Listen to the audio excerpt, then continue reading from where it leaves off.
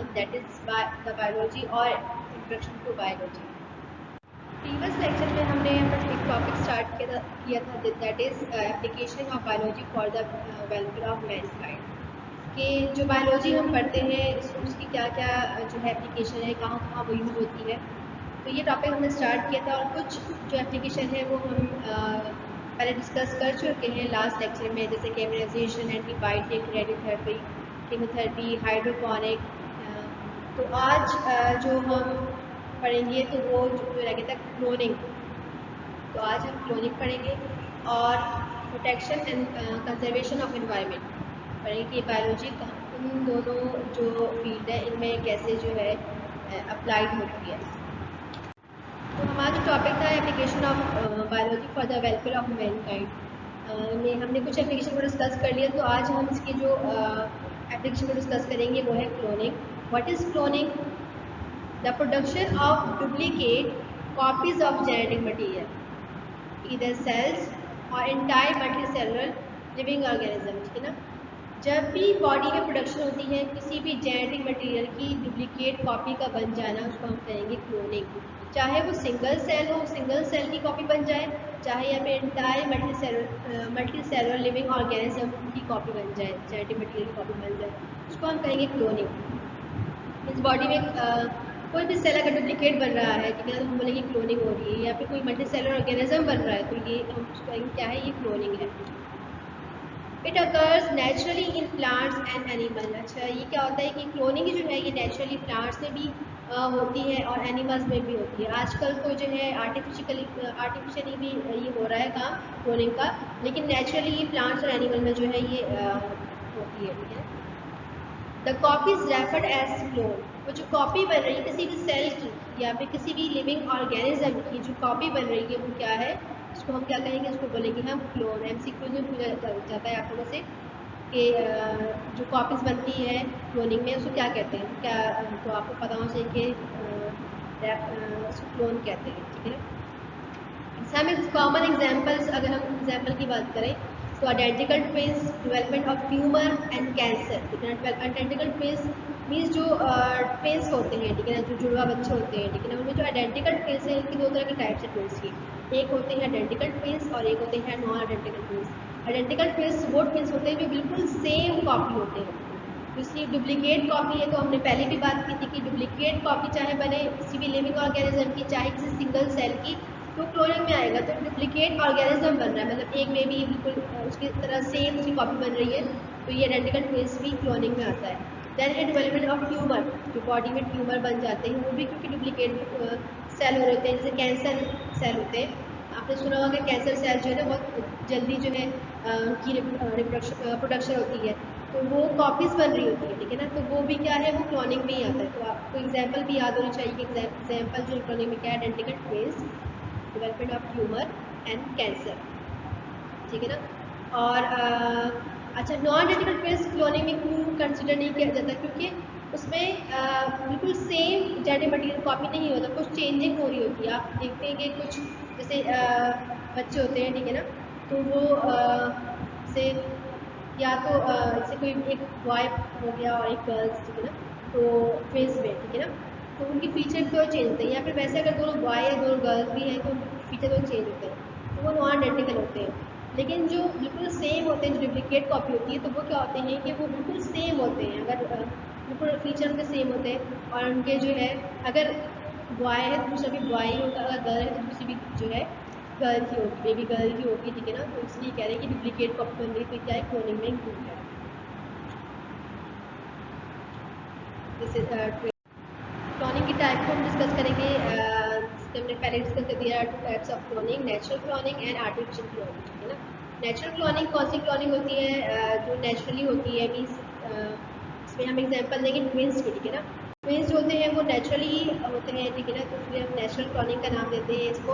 Monozygotic cloning भी इसको कहते हैं। मोनोजाइगोटिक क्लोनिंग क्यों कहते हैं, बिकॉज ये जो है एक जायगोट से बन रहे हैं। ठीक है ना, एक और टाइप होती है वो डाइजाइगोटिक टाइप, मतलब दो जायगोट का से ट्विंस होना, तो ये आइडेंटिकल होते हैं, वो नॉन आइडेंटिकल होती है। ठीक है ना, हम आइडेंटिकल ट्विन्स की एग्जांपल देते हैं यहाँ पे। तो मोनोजाइगोट मीन्स वन जाइगोट, ठीक है ना, mono means one and zygote means zygote, one zygote. Monozygote twins develop when one egg is fertilized by one sperm। क्या होता है कि जब कोई भी एक एग मतलब फीमेल का कोई एग जो है फर्टिलाइज हो जाए एक ही स्पर्म से, ठीक है ना, एक स्पर्म से जब फर्टिलाइज हो जाए तो क्या होगा, तो प्रोड्यूस होगा क्या, सिंगल जाइगोट प्रोड्यूस होगा, ठीक है ना। और अगर इनकेस के कोई अलग से जो है, जैसे कोई दो एग है वो फर्टिलाइज हो जाए स्पर्म से, दो अलग अलग स्पर्म से, तो वो दो जाइगोट फॉर्म होंगे, ठीक है ना। लेकिन यहाँ पे क्या हो रहा है कि कोई एक सिंगल एग जो है फीमेल का एग, कौन सा, ओवम, और मेल में जो गैमेट होता है वो कहते हैं स्पर्म से जो है फर्टिलाइज सेल्स फॉर्म करेंगे सिंगल जाइगोट, ठीक है ना। तो इस जाइगोट स्टार्ट होगा डेवलपमेंट टू एम्ब्रियो, इससे इस जाइगोट की डेवलपमेंट स्टार्ट होगी, मींस सेल में डिवाइड होगा वो, इसमें सेल की मतलब वो डिवीजन होगी, तो वो एम्ब्रियो बन जाएगा, ठीक है ना। But at the same time during the first 2 week, जो फर्स्ट 2 वीक होते हैं, फर्स्ट 2 वीक, इसके बाद नहीं, मतलब पहले 2 हफ्ते होते हैं उसके बाद, ठीक है, उससे ज़्यादा टाइम के बाद नहीं, पहले 2 हफ्ते उसके उस टाइम में क्या होता है कि ये जो एम्ब्रॉय है ये आपस में स्प्लिट होता है इन 2 आइडेंटिकल पार्ट, 2 पार्ट में डिवाइड होता है, ठीक है ना। क्योंकि ये जो जाइगोट था सेम जेनेटिक मटेरियल कैरी कर रहा था, तो अब अगर ये स्प्लिट भी हो जाए 2 पार्ट में तो क्या होगा कि हर पार्ट से एक न्यू जो है बेबी डेवलप होगा, ठीक है ना। डायग्राम को देखते हैं आप, ठीक है ना, ये क्या है, एग है, और ये क्या है, ये स्पर्म है, this is sperm, this is ovum या एग, फीमेल का जो है ओवम या एग, ठीक है ना। ये स्पर्म मतलब एक ही एग में जो एंटर हुआ, ये क्या हुआ, फर्टिलाइज हो गया, फर्टिलाइज एग बन गया, ठीक है ना। अब क्या हुआ कि मीन्स फर्टिलाइज एग बन गया, मीन्स जाइगोट बन गया।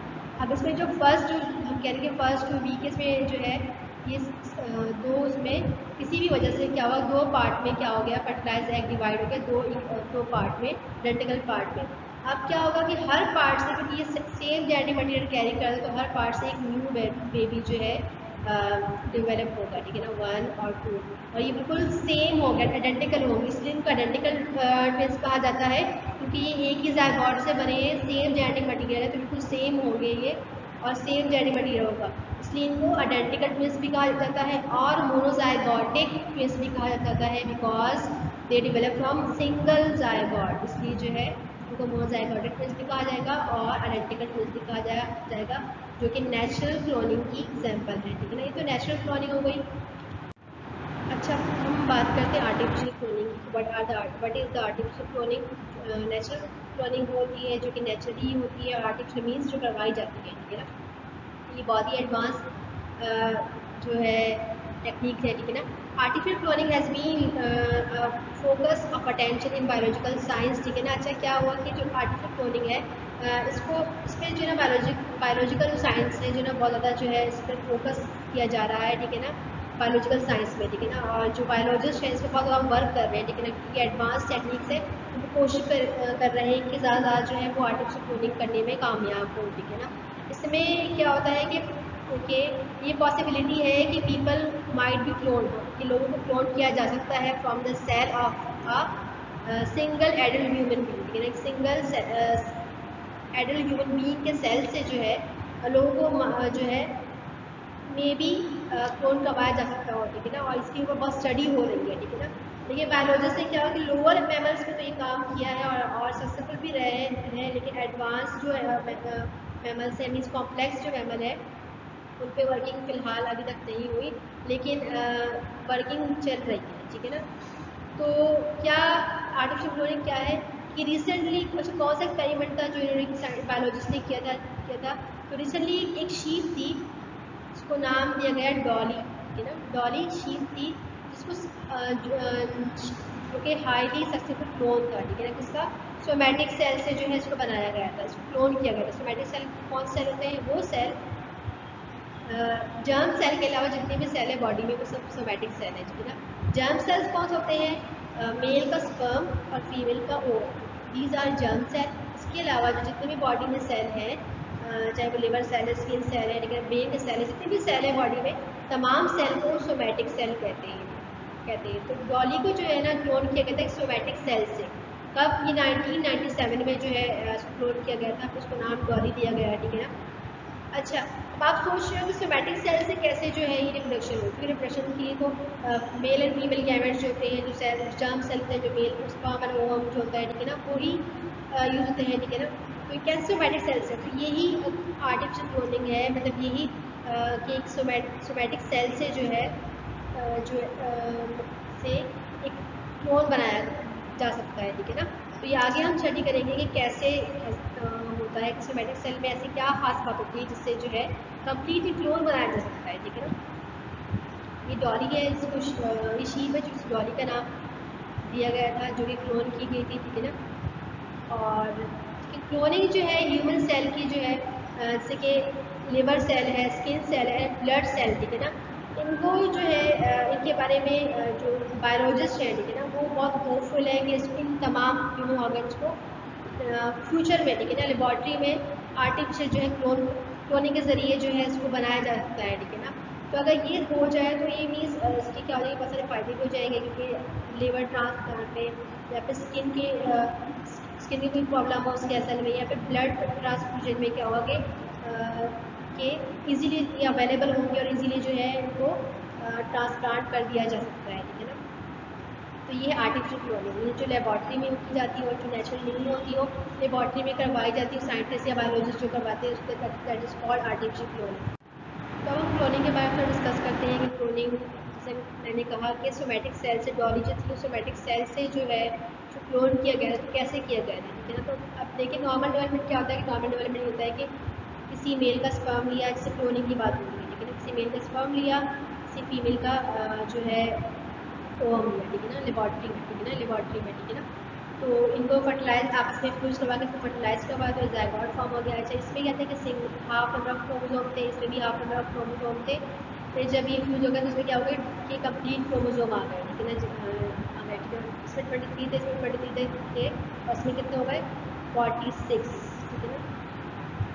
23 क्रोमोसोम स्पर्म में थे, 23 क्रोमोसोम में थे वो ओवम में, ठीक है ना। अब क्या हुआ, इसके पास जब डिवीजन स्टार्ट हो गई, क्लीवेज बना, ठीक है ना, फिर डिवीजन स्टार्ट हो गई, तो इसको जो है क्या किया गया, इसको जो है किसी फीमेल की यूट्रस में जो है इम्प्लांट कर दिया गया।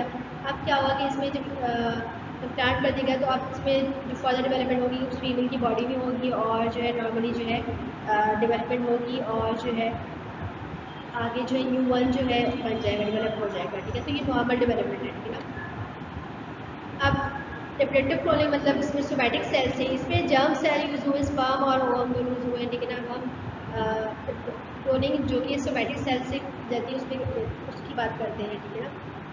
तो ये एक एडल्ट सेल का जो है, एक एडल्ट सेल लिया, कोई भी सेल, ठीक है ना, और क्या लिया कि फीमेल का ओवम लिया, ठीक है ना, फीमेल का ओवम लिया, फीमेल का ओवम लिया, और इसके क्या किया, इसके जो न्यूक्लियस था उसको रिमूव कर दिया गया, ठीक है ना, और इसका साइटोप्लाज्म से मीन्स ओवम में न्यूक्लियस था उसको रिमूव किया गया, इसका साइटोप्लाज्म लिया, और यहाँ जो था एडल्ट सेल, इससे क्या किया, ये सेल लिया, ठीक है ना।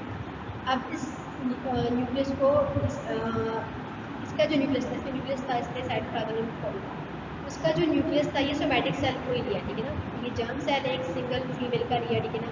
ये क्या किया, यहाँ से इसका जो न्यूक्लियस था अब इसमें ट्रांसप्लांट कर दिया गया, इसमें जब ट्रांसफ़र किया गया तो ये ज़ायगॉट बन गया, ठीक है ना। अब ज़ायगॉट जब बना, ठीक है ना, तो ये क्या हुआ कि दोबारा से डिवीज़न जैसे हुई, डिवीज़न होने के बाद क्या हुआ कि इसको ट्रांसफ़र कर दिया किसी सरोगेट, मतलब किसी दूसरे पर्सन में, ठीक है ना। कैसे, अगर हम शीप की एग्जांपल डॉली शीप की, तो डॉग से कि ये शीप 1 है, ठीक है ना, ये शीप 1 है, ये शीप 2 है, ठीक है ना। इस शीप के सोमैटिक सेल को ही लिया, ठीक है ना, उसका जो है न्यूक्लियस लिया, ठीक है ना। और इस शीप का क्या लिया कि एक अनफर्टिलाइज एग लिया, अनफर्टिलाइज एग लिया और उसका न्यूक्लियस रिमूव कर दिया। ये जो न्यूक्लियस था इसमें जो है साइटोप्लाज्म में जो है इम्प्लांट कर दिया गया। अब इस जो इस पर डिवीजन स्टार्ट हो गई तो उसमें क्या कहा, इसको जो है शीप नंबर 3 में इम्प्लांट कर दिया, उसकी यूट्रस में जो है इम्प्लांट कर दिया, जिसको हम सरोगेट कहेंगे, जो वो जो फीमेल है जो इसकी डेवलपमेंट करेगी, ठीक है ना। तो अब जो इस जायगोट की डेवलपमेंट हुई, शीप की डेवलपमेंट हुई थी, वो थर्ड शीप में हुई थी। यहाँ भी शीप 1 थी, यहाँ भी शीप 2 थी, यहाँ शीप 3 मीन्स यहाँ कोई मेल इन्वॉल्व नहीं है।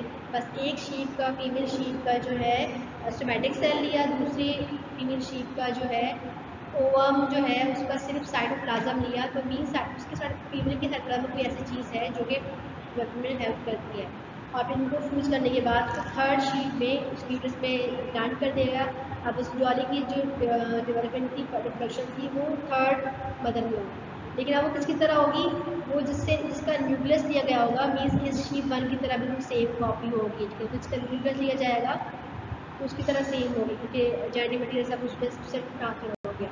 तो ये डॉली जो है, जो डेवलप होती है, वो इस तरह डेवलप होती है। ठीक है ना।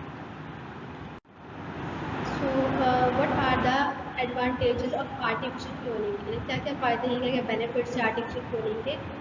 तो there are lot of advantages of artificial cloning, जैसे कि एग्रीकल्चर एंड मेडिसिन में इसके बहुत सारे फ़ायदे होते हैं। इससे बहुत सारे क्लोनिंग के ज़रिए बहुत सारे जो है मेडिसिन बनाई जाती है, और एग्रीकल्चर में भी बहुत ज़्यादा वर्क करता है। इसके अलावा जो है vegetative reproduction of various fruits and nuts by grafting. Grafting के ज़रिए जो है, क्लोनिंग के ज़रिए जो है क्या होता है कि बहुत सारे फ्रूट्स और नट्स की जो है रिप्रोडक्शन होती है, लेकिन उनको प्रोड्यूस करवाया जाता है।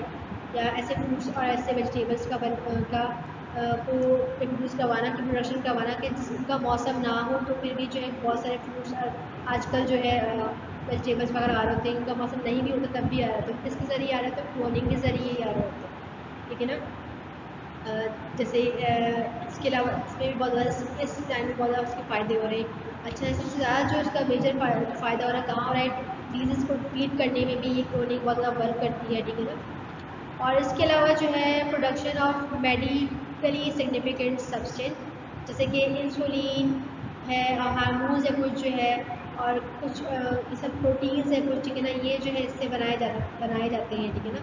अच्छा, इंसुलिन क्या है? इंसुलिन वो है जो कि डायबिटीज़ के पेशेंट जो है यूज़ करते हैं। इंसुलिन जो है वैसे जो है नेचुरली हमारी बॉडी में बन रहा होता है, और हमारे बॉडी में पैनक्रियास में बीटा सेल जो है उसको प्रोड्यूस कर देते हैं। लेकिन किसी वजह से जो होता है, क्या होता है कि कि सही से काम नहीं करता, या फिर इंसुलिन बन नहीं रहा, तो फिर क्या होता है कि उनमें ग्लूकोज का लेवल जो है बढ़ जाता है उन पेशेंट में। तो उनको डायबिटीज़ जाता है। फिर डायबिटीज़ जो है जब उसका लेवल बढ़ जाए, तो इंसुलिन भी बॉडी में नहीं बन रही, तो ग्लूकोज का लेवल जो है मेंटेन नहीं रहता। तो उसके लिए पेशेंट जो है, डायबिटीज़ के पेशेंट, जो शुगर के पेशेंट होते हैं, वो इंसुलिन लेते हैं। ये इंसुलिन जो था, ये पहले के वक्तों में क्या क्या करते थे कि ये जो है डेड ऑर्गेनिज्म जो होते थे, उनके ग्लैंड से बनाया जाता था। तकरीबन 150 ग्लैंड से जो है एक इंसुलिन बनाई जाती थी। ठीक है ना। लेकिन अब जो है क्या है, अब क्लोनिंग के ज़रिए जो है ये क्या है कि इसकी बहुत सारी कॉपीज़ जो है, मतलब क्लोन के ज़रिए जो है बनाई जा सकती है। ये फ़ायदा है। इसके अलावा ग्रोथ हार्मोन्स भी इसी की वजह से बनते हैं। जैसे कुछ लोगों की हाइट जो है ग्रोथ हार्मोन से वर्क नहीं करते, तो उनकी हाइट कम रह जाती है, तो उसके लिए हार्मोन जो होते हैं, जो कि उनको उनकी कॉपीज़ बनाई जाती है, उनको देते हैं सप्लीमेंट, ताकि उनकी ग्रोथ बढ़ सके। तो कुछ प्रोटीन है जो जैसे कि एंटीफिरॉन है, या कुछ वो है जो कि ब्लड क्लॉटिंग में जो है हेल्प करते हैं। ठीक है ना। तो ऐसी चीज़ें, सब चीज़ें जो है ये होने के ज़रिए ही पॉसिबल है। तो ये इसके फ़ायदे हैं। इससे कुछ नुकसानात भी हैं, लेकिन नुकसानात के बारे में आपकी बुक में नहीं मेंशन फिलहाल इस चैप्टर में, तो आपको एडवांटेजेस पता होने चाहिए। ठीक है ना। सो नेक्स्ट जो एप्लीकेशन है biology, that is protection and conservation of environment. Pollution has been the biggest problem of man for the many of years। ठीक है ना। अब कैसे जो एनवायरनमेंट को प्रोटेक्ट हम कंजर्व कर सकते हैं। ठीक है ना। पोल्यूशन जो है, पोल्यूशन क्या है? पोल्यूशन जो एक बहुत बड़ी प्रॉब्लम है इंसान के लिए, हम सालों से है। ठीक है ना। पोल्यूशन जो है कौन कौन सी पोल्यूशन है? एसिड रेन है, स्किन कैंसर है, ग्रीन हाउस इफेक्ट है। ठीक है ना। ये तमाम चीज़ें जो कि इन्वायरमेंट को ख़राब कर रहे हैं। ठीक है ना। तो हम कैसे जो है अपने इन्वायरमेंट को प्रोटेक्ट कर सकते हैं, कैसे कंजर्व करते हैं? तो ये भी बायोलॉजी की एप्लीकेशन है। ठीक है ना। बायोलॉजी ने ही हमें बताया। ठीक है ना। Many of the waste product of modern technology are toxic. जो बहुत सारे जो मॉडर्न टेक्नोलॉजी यूज़ हो रहे हैं, ठीक है, जो एडवांस टेक्नोलॉजी यूज़ हो रहे हैं, तो उनके फ़ायदे तो हैं, लेकिन उससे क्या होता है कि बहुत सारा वेस्ट निकलता है, टॉक्सिक निकलता है। उस वेस्ट को टॉक्सिक कहते हैं। ठीक है ना। These toxic waste have polluted our air, land and water। ये जो टॉक्सिक जो है वेस्ट जो है ये हमारे एयर को, लैंड को और वाटर को पोल्यूट कर रहा है। Threaten not only human life but also other living form, ठीक है। ना तो ये सिर्फ जो है ह्यूमन लाइफ की खतरनाक है, ना डेंजरस है, बल्कि इसके अलावा जितनी भी लिविंग फॉर्म है और भी लिविंग जो फॉर्म है उन सब के लिए भी ये डेंजरस है, ठीक है ना। In this regard, improved and effective biological measures have been taken to identify different sources of pollution and techniques, ठीक है ना, have been devised to help prevent and reduce pollution, ठीक है ना। तो इसलिए क्या हुआ है कि बहुत सारे इम्प्रूव और इफेक्टिव बायोलॉजिकल मेजर जो है अडॉप्ट किया गया है, ठीक है, इसको लिया गया है क्या करने के लिए, आइडेंटिफाई करने के लिए डिफरेंट सोर्सेज की कहाँ से पोल्यूशन हो रही है, कौन कौन से जरिए हैं इस पोल्यूशन के और किन किन चीज़ों से जो है इस पोल्यूशन हो रही है, और टेक्निक्स जो है ऐसी बनाई गई है कि इसको प्रिवेंट किया जाए और रिड्यूस किया जाए, पोल्यूशन कैसे किया जाए, ठीक है। तो ये बायोलॉजी की वजह से ही पॉसिबल हो सकता है, ठीक है ना। मैन एक्टिविटीज़ मेनली डिफॉरेस्टेशन और इंडस्ट्रियलाइजेशन जो है इसका बहुत ज़्यादा इम्पैक्ट होता है किसके ऊपर, हमारे नेचर के ऊपर, हमारे इन्वायरमेंट के ऊपर। कैसे डिफॉरेस्टेशन क्या होती है, डिफॉरेस्टेशन कटिंग ऑफ ट्रीज़ का काटना, फॉरेस्ट का काट देना, तो इससे क्या होता है कि हमारा इन्वायरमेंट बहुत ख़राब होता है, बहुत डिस्टर्ब होता है, क्योंकि जो ट्रीज़ हैं, जो फॉरेस्ट हैं, ठीक है ना, उसमें क्या होता है कि ट्रीज़ जो है हमें को ऑक्सीजन प्रोवाइड करते हैं और कार्बन डाइऑक्साइड को वो अपने अंदर जो है इनहेल करते हैं, तो मीन्स एनवायरनमेंट से कार्बन डाइऑक्साइड रिमूव करते हैं, ठीक है ना। इंडस्ट्रियलाइजेशन क्या अपनी रोल प्ले करती है, ठीक है ना। दोनों जो एक्टिविटीज़ है ये मैन ही कर रहा है, इंसान ही कर रहा है। इंडस्ट्रियलाइजेशन क्या होता है कि इंडस्ट्री बहुत ज़्यादा इंडस्ट्रीज बन गई है, ठीक है ना। फॉरेस्ट को क्लियर करके वहाँ पे इंडस्ट्रीज बनाई गई हैं और वहाँ पे क्या होता है कि उससे टॉक्सिक मटेरियल जो होता है, ठीक है ना, जैसे स्मोक है या फिर और कुछ केमिकल्स हैं जो कि उससे मिल रहे होते हैं हमारे इन्वायरमेंट में, पोल्यूशन हमारे एयर को पोल्यूट कर रहे हैं, हमारे वाटर को पोल्यूट कर रहे होते हैं, तो ये हमारे इन्वायरमेंट को ये डिस्टर्ब कर रहा होता है, इम्पैक्ट कर रहा है, ठीक है ना। तो टू मेंटेन अ स्टेबल और बैलेंस इकोसिस्टम, देखिए हम मेंटेन रखें एक स्टेबल और बैलेंस इकोसिस्टम को, तो ये बहुत ज़्यादा ज़रूरी है कि हम प्रोटेक्ट करें और कंजर्व करें एनिमल एंड प्लांट स्पीशीज़ क्या होता है, जैसे मैंने पहले हमने डिस्कस किया था कि स्पीशीज़ जो है सेम ग्रुप ऑफ एनिमल, ठीक है ना, which can interbreed with each other, ठीक है ना। तो हमें एनिमल और प्लांट स्पीशीज़ को जो है कंजर्व करना चाहिए, प्रोटेक्ट करना चाहिए, ताकि हमारा जो इकोसिस्टम है वो बैलेंस रहे, ठीक है ना। ठीक है, बहुत सारे स्पीशीज अब ट्रीज को काट रहे हैं तो उसमें बहुत सारे जो ऐसे एनिमल हैं जो कि किसी एक खास ट्री में जो है वो इनहिबिट होते हैं, तो वो क्या होता है कि वो आहिस्ता आहिस्ता उनको जो है जब प्रोटेक्ट उनको जब उनका हैबिटाट नहीं मिलेगा तो वो क्या हो जाएगा कि वो उनको फूड सही से प्रोवाइड नहीं मिलेगा तो क्या हो जाएगा कि वो दुनिया से जो है वो ख़त्म हो जाएंगे। इससे बहुत सारी स्पीशीज़ जो है ख़त्म होने वाली है, कुछ ख़त्म हो जाएंगी, ठीक है ना। तो इसे तो उनको कंजर्व करना, प्रोटेक्ट करना क्यों ज़रूरी है, ताकि हमारा इकोसिस्टम जो है बैलेंस रह सके। अच्छा, conservation of forest and parks help to reduce soil erosion, ठीक है।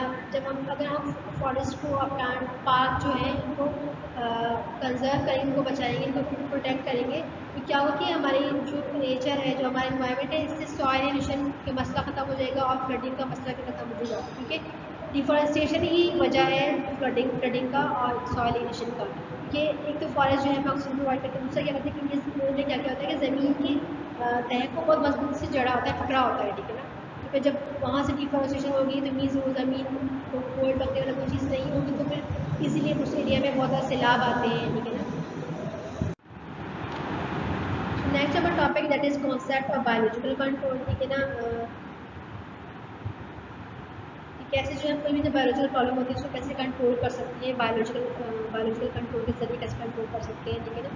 सो in these is the use of natural process to combat pathogen is very helpful, ठीक है ना। मीन्स जब कोई बीमारी होती है तो उसके पैथोजन से लड़ने के लिए, पैथोजन मीन्स वो ऑर्गेनिज्म जो कि डिजीज कॉज कर रहे हैं, उससे लड़ने के लिए नेचुरल प्रोसेस को यूज़ करना जो है बहुत ज़्यादा हेल्पफुल रहा है, बहुत ज़्यादा इससे जो है फ़ायदा हो रहा है, ठीक है ना। इसमें जो है कुछ मेथड जो है इसमें इन्वॉल्व है। सबसे first one is introduction of pathogens natural animals के, जो पैथोजन है जो कि डिजीज कॉज कर रहा है उसके नेचुरल एनिमल्स को जो है इंट्रोड्यूस करवाना, ठीक है ना। तो biological disease control involve exposing them to parasite and production in case of malaria, for example introduction of small fishes in the pond and which has been an effective method of minimize the growth of larvae and pupae of mosquito vector, ठीक है ना। तो क्या होता है कि ऐसी जगह जहाँ पे जो पैथोजन बहुत ज़्यादा है, ठीक है ना, उसको कंट्रोल करने के लिए उसका नेचुरल एनिमीज़ को अगर छोड़ दिया जाए तो वो ही उसको ख़त्म कर देगा, ठीक है ना। जैसे कि अगर यहाँ पे मलेरिया की एग्जाम्पल है कि मलेरिया जो है उसका पैरासाइट जो है मॉस्किटो है, ठीक है ना। मॉस्किटो कॉज करता है, वैसे तो कॉज वो प्लाज्मोडियम करता है, लेकिन उसका जो वेक्टर है वो क्या है, उसका जो वेक्टर है वो क्या है, वो है मॉस्किटो। मॉस्किटो जो है वो ह्यूमन को बाइट करके जो है अपना इन्फेक्टेड जो इन्फेक्शन जो है, जो ब्लड जो मलेरिया का जो प्लाज्मोडियम है वो इंजेक्ट करता है ह्यूमन बॉडी में, तो वेक्टर है वो, ठीक है ना। तो अब मॉस्किटो नहीं होगा तो ये मलेरिया भी नहीं होगा, ठीक है ना, क्योंकि जो प्लाज्मोडियम है, ठीक है ना, वो उसमें कोई लोकोमोटिव ऑर्गन नहीं है, they can not move by their own, ठीक है ना। तो क्या होगा कि अगर हम उसको ख़त्म कर दें, मस्को को ख़त्म कर दें, तो मलेरिया भी कम हो जाएगा। वो एरिया जहाँ पे वहाँ पे वो एरिया जहाँ पे मॉस्किटो बहुत ज़्यादा होते हैं, मतलब मॉस्किटो कहाँ पे होते हैं, जो खड़ा हुआ पानी होता है, स्टैंडिंग वाटर होता है, वहाँ पे ना मॉस्किटो होते हैं। तो उस एरिया में अगर जैसे पॉन्ड है जहाँ पे आपको लग रहा है कि खड़ा हुआ पानी यहाँ पे जो है बहुत ज़्यादा मॉस्किटो होंगे, तो क्या करें कि वहाँ पे जो स्मॉल फिशेस हैं उसको अगर इंट्रोड्यूस कर दिया जाए, उसको डाल दिया जाए, तो उसको स्मॉल फिशेस जो है वो तमाम मॉस्किटो को जो है उसकी लार्वा प्यूपा को जो है खा लेगी। जब उसकी लार्वा प्यूपा ही नहीं रहेगी तो मीन्स उसमें डेवलपमेंट नहीं होगी, तो आगे मॉस्किटो नहीं बनेंगे, उस एरिया में मलेरिया जो है कम हो जाएगा। तो ये फर्स्ट मेथड जो है क्या है, introduction of pathogen of natural enemy, उसका जो नेचुरल एनिमी है उसको रिड्यूस करवाना। सेकेंड वन जो है इंटर प्लांटिंग, ठीक है ना। इंटर प्लांटिंग क्या होता है, growing plant in climate that are unsuitable for the pathogens, ठीक है ना। मीन्स कुछ ऐसे क्लाइमेट में जो है प्लांटिंग करना, प्लांट को ग्रो करवाना जहाँ पे वो जो स्पेसिफिक पैथोजन है जो उनके लिए अनसूटेबल हो, ठीक है ना। तो ये भी जो है कंट्रोल करता है प्लांट डिजीज़ को। प्लांट को बहुत डिजीज होती है, तो मीन्स उसकी जो पैथोजन होते हैं जो डिजीज कॉज करते हैं, अब वो आप सर्च करने के बाद कि वो पैथोजन जो है उनके लिए कौन सा क्लाइमेट जो है अनसूटेबल है, तो ऐसे क्लाइमेट में जो है प्लांट को ग्रो करवाना, इससे क्या होगा कि इससे जो है प्लांट डिजीज कम हो जाएगी, ठीक है ना। और जो है इसके अलावा जो है इन्फेक्शन डिजीज भी इसकी वजह से जो है इन्फेक्शन डिजीज भी जो है वो भी कंट्रोल की जा सकती है। The third one is crop rotation, ठीक है ना। मोस्टली ये होता है कि एक जगह पर से कि अगर कोई क्रॉप लगाया जा रहा है, ठीक है ना, तो उसमें एक ही तरह का क्रॉप चल रहा होता है, ठीक है। जैसे इसमें अगर गंदम लगाई जा रही तो अगले साल भी गंदम, उससे अगले साल भी गंदम, तो क्या होता है कि उसमें सारे वो जो है वो पैथोजन आएंगे, वो पैरासाइट आना स्टार्ट हो जाएंगे, ग्रो करना स्टार्ट कर जाएंगे, जो एक वीट को, जो गंदम को नुकसान देते हैं। तो क्रॉप रोटेशन का मतलब कि हर साल जो है क्रॉप को रोटेट करते रहे। जैसे एक साल उन्होंने किसी ने गंदम उसको वहाँ ग्रो करवाई, तो अगले साल वहाँ पे कुछ और ग्रो करवा दे, कुछ राइस चावल ग्रो करवा दे, किसी नेक्स्ट ईयर कुछ और करवा दे। तो इससे क्या होगा कि जो प्लांट डिजीज है वो कम हो जाएगी, ठीक है ना। मीन्स अब उसमें क्या हो जाएगी कि जो अगर आपने वीट ग्रो करवाई है तो राइस किसी तरह पैथोजन है, क्योंकि वहाँ पर तो राइस नहीं हुए तो वो सारे वहाँ से ख़त्म हो जाएंगे। तो नेक्स्ट ईयर आप राइस ग्रो करवाएंगे तो फिर वो उसमें पैथोजन पूरा ग्रो होने में टाइम लगेगा, तो मीन्स जो क्रॉप होगी तो वो अच्छी हो जाएगी, ठीक है ना। तो it does not only avoid risk of same pathogen in the next year but also control the growth of parasites tick weeds, ठीक है ना। तो ये ना सिर्फ पैथोजन को जो है कंट्रोल करेगा, उनकी ग्रोथ को कंट्रोल करेगा, बल्कि उसकी जो है पैरासाइटिक जो वीड्स है उसको भी कंट्रोल करेगा। So it's all about today's lecture. यहाँ पे हमारा चैप्टर जो है खत्म हुआ, ठीक है ना। यहाँ पे फर्स्ट चैप्टर खत्म हो गया, इंशाल्लाह हम नेक्स्ट क्लास में न्यू चैप्टर स्टार्ट करेंगे। तब तक के लिए अल्लाह हाफ़िज़।